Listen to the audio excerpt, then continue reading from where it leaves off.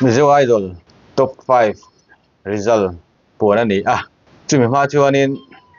an idol ti siak hote special item an neya nei pui Emmanuel le thakematen super trio la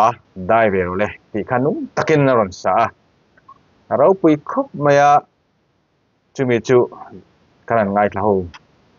donani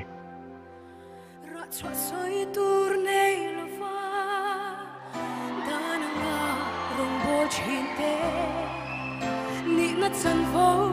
thalelin thang chat lo itum chimo hey shala ako tu se tuar na kan thi sen bola lungai sak me la dar zam lo ve lunga na nei lo ve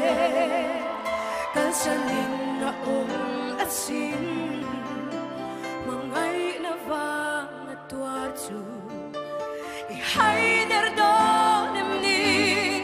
wal pau na lam chuang pi so van pasal cha de kong ani wa turani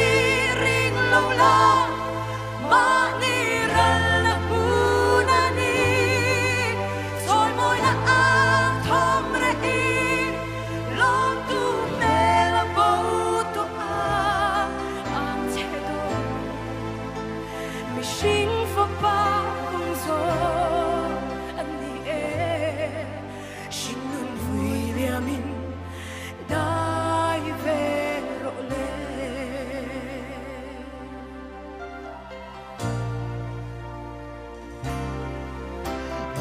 Dongo Calvary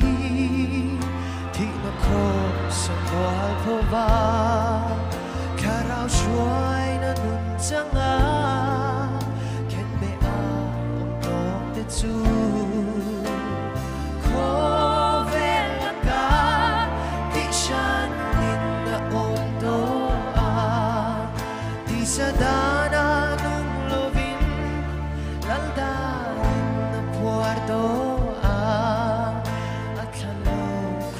Kong zo i cha na ruama dai zera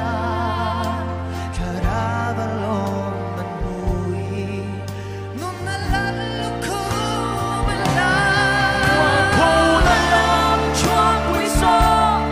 van pasal cha ni kong ani ko turani ring lo la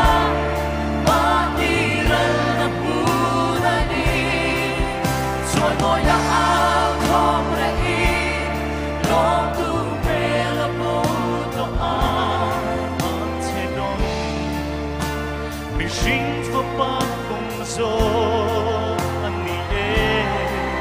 shin nu kui ya mi dai ve ro le ja na ruam su dai la li so